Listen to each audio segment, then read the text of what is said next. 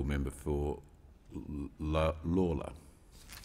Thank you, Deputy Speaker. I move the motion relating to domestic violence in the terms in which it appears in the notice paper. I rise today to talk once again about domestic violence, the national scourge that has attracted our attention so poignantly across this last week. As we all know, domestic violence isn't restricted to one suburb or one part of our society. It transcends all cultural, class and religious boundaries.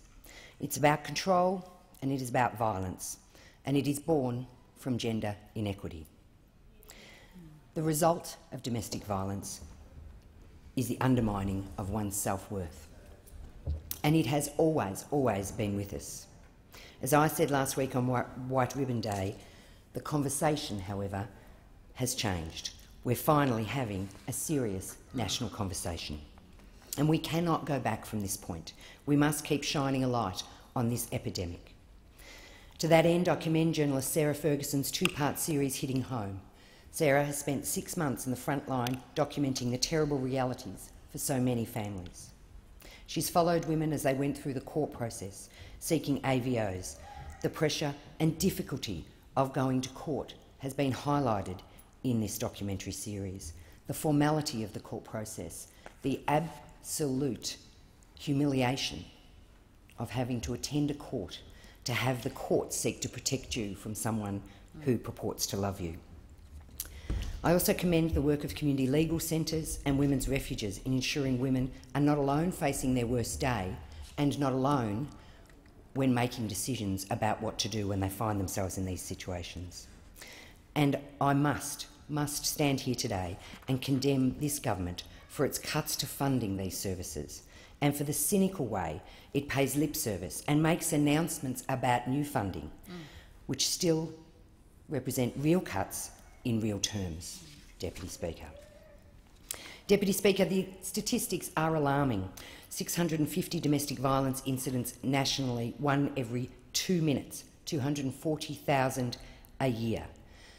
But it is not the statistics that will change behaviour, it is the stories. We could stand here for hours detailing these horrific statistics. We've all heard them before. But the real stories make those statistics more stark. The individual stories that we're seeing on our televisions carry the change in behaviour, we hope. And to that end, I commend the Victorian State Government, led by Daniel Andrews, and Minister Fiona Richardson for the Royal Commission that is occurring in Victoria, for highlighting those stories, for sharing those stories across our society, because they do merely become a statistic if you take away the individual stories. But again, the statistics are important and data is important, Deputy Speaker, and to that end I commend Bill Shorten and the Labor opposition for their announcement that the victims of domestic and family violence will be eligible to take leave as a universal workplace right. This is an important thing to occur in this country. It supports victims and ensures their rights under the law.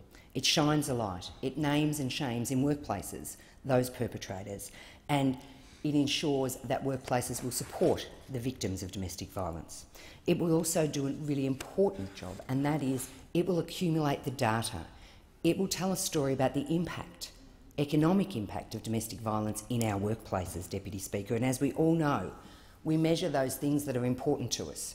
And so in measuring this, in making this leave, domestic violence leave as we're calling it, in putting this into our workplaces, we would therefore be collecting important data on the economic impacts of domestic violence.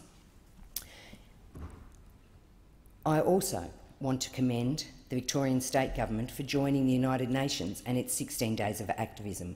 It was a proud moment when Spring Street was lit up orange last week, and I have followed closely the work of Minister Richardson, as every day she has made a point across these days, made a point about domestic violence and carried it in our mainstream media. I hope that in this place the issue remains constant, that we mark the damage, we mark the action set to change those underlying factors, and we mark the change in behaviours that we hope come from this. But make no mistake, it is about gender inequity, it is about control. and I am proud to be a part of the Labor Party that sets targets for equal representation of women in our parliament. Proud to stand here today with my sisters. Thank you, Deputy Speaker.